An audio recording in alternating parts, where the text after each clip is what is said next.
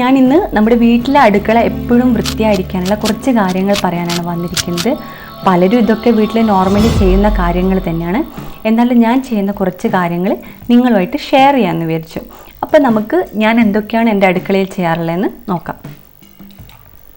Cooking കഴിഞ്ഞ് കഴിഞ്ഞാൽ ഞാൻ ഫസ്റ്റ് ചെയ്യുന്ന കാര്യം എന്ന് പറഞ്ഞാൽ പാത്രങ്ങളൊക്കെ ക്ലീൻ ചെയ്ത് വെക്കുക എന്നുള്ളത്, കഴുകി വൃത്തിയാക്കി വെക്കുക എന്നുള്ളതാണ്. പാത്രം കഴുകൽ പലരെയും സംബന്ധിച്ചിടത്തോളം വളരെ ബുദ്ധിമുട്ടുള്ളൊരു ജോലിയാണ്. കാരണം എത്ര കഴുകിയാലും തീരാത്തത്ര പാത്രങ്ങൾ വന്നുകൊണ്ടേയിരിക്കും. അപ്പോൾ അതിന് നമുക്ക് ചെയ്യാൻ പറ്റുന്ന ഒരു കാര്യമാണ് ഉപയോഗിച്ച ശേഷം അപ്പം തന്നെ നമ്മൾ പാത്രം കഴുകി വെച്ചേക്കാം. ഇനി അതല്ലെങ്കിൽ കുറച്ച് പാത്രങ്ങൾ എടുത്ത് അത് തന്നെ കഴുകി ഉപയോഗിക്കുക. അപ്പോൾ നമുക്ക് ഒരുപാട് പാത്രങ്ങൾ കഴുകുന്നതിൽ നിന്ന് രക്ഷ നേടാൻ പറ്റും. ഇനി ഈ പാത്രം കഴുകി കഴിഞ്ഞ് കഴിഞ്ഞാൽ നമ്മൾ വെള്ളം ആറിയതിന് ശേഷം മാത്രം അടുക്കളയിൽ എവിടെയാണ് വെക്കുന്നത് അവിടത്തേക്ക് മാറ്റി വെക്കുക. അതുപോലെ വലിയ പാത്രങ്ങളാണെങ്കിൽ വെയിലത്ത് വെച്ച് ഉണക്കിയതിന് ശേഷം നമുക്ക് അടുക്കളയിലേക്ക് മാറ്റി വെക്കാം. ഇനി നമ്മളെ ക്ലീനിങ് കഴിഞ്ഞതിന് ശേഷം, പാത്രം കഴുകൽ കഴിഞ്ഞതിന് ശേഷം അപ്പം തന്നെ നമുക്ക് എന്ത് ചെയ്യാം, സിങ്കും ക്ലീൻ ചെയ്തിട്ടേക്കാം. കാരണം നമ്മൾ അപ്പോൾ പാത്രം കഴുകുന്ന സമയത്തുണ്ടാകുന്ന അഴുക്കുകളൊക്കെ സിങ്കിൻ്റെ സൈഡിലും മൂലയിലെല്ലാം പറ്റി പിടിച്ചിട്ടുണ്ടാവും. അപ്പോൾ നമുക്കൊരു ബ്രഷ് ഉപയോഗിച്ചിട്ട് സിങ്കും നന്നായിട്ട് ക്ലീൻ ചെയ്ത് വെക്കാം.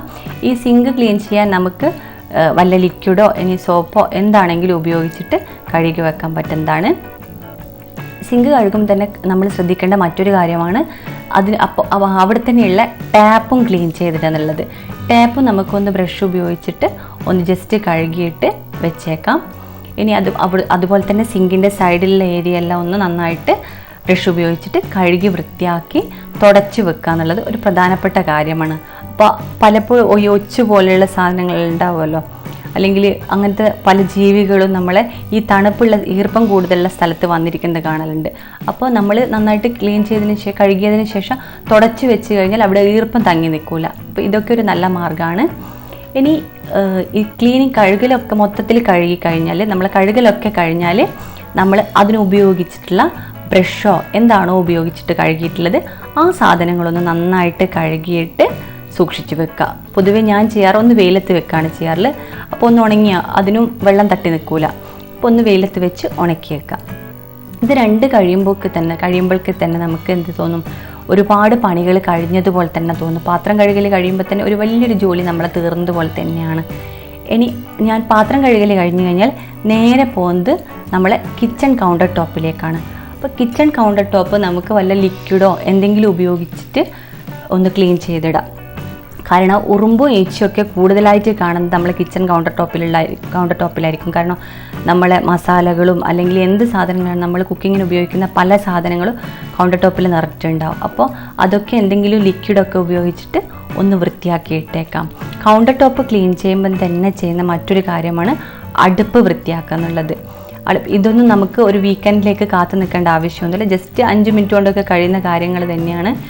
അപ്പോൾ അതെന്ത് ചെയ്യുക, നമ്മൾ കുക്ക് ചെയ്യുന്ന സമയത്ത് എണ്ണയും കടുകും അതുപോലത്തെ സാധനങ്ങളെല്ലാം തെറിച്ച് അടുപ്പ് ആകെ വൃത്തികേടായിട്ടുണ്ടാവും. ചിലപ്പോൾ നമ്മൾ ദോശ ഇടുകയാണെങ്കിൽ ദോശമാവ് അതുപോലത്തെ സാധനങ്ങളൊക്കെ പലപ്പോഴും അടുപ്പിൻ്റെ മേലെ പറ്റി പിടിച്ചിട്ടൊക്കെ നിൽക്കുന്നുണ്ടാവും.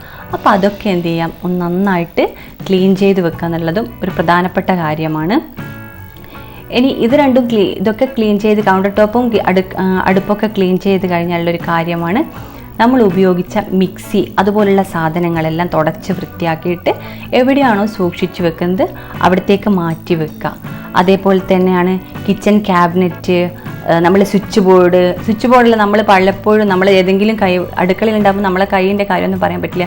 പല മസാലകളൊക്കെ ഉണ്ട്. ചിലപ്പോൾ നമ്മൾ അറിയാതെ തന്നെ സ്വിച്ച് ബോർഡൊക്കെ നമ്മൾ ആ കൈ ഉപയോഗിച്ചിട്ടായിരിക്കും തൊടുന്നുണ്ട്. ജസ്റ്റ് തുടച്ചിട്ടേക്കുക. അതേപോലെ തന്നെ കിച്ചൺ ക്യാബിനറ്റിൻ്റെ എല്ലാം ഒരുപാട് നന്നായിട്ട് ഡീപ്പ് ക്ലീൻ ചെയ്യുന്ന കാര്യമല്ല ഞാൻ പറയുന്നത്, ജസ്റ്റ് തുടച്ചിട്ടേക്കുക. അപ്പോൾ എന്തായിരിക്കും, വൃത്തിയായിട്ട് കിടക്കും. ബാക്കി നമുക്ക് വീക്കെൻഡിലോ അല്ലെങ്കിൽ മന്ത്ലിയോ എങ്ങനെയാണോ ചെയ്യുന്നത് വെച്ചാൽ അതുപോലെ ഡീപ്പ് ക്ലീനിങ്ങിലേക്ക് പോകാമല്ലോ.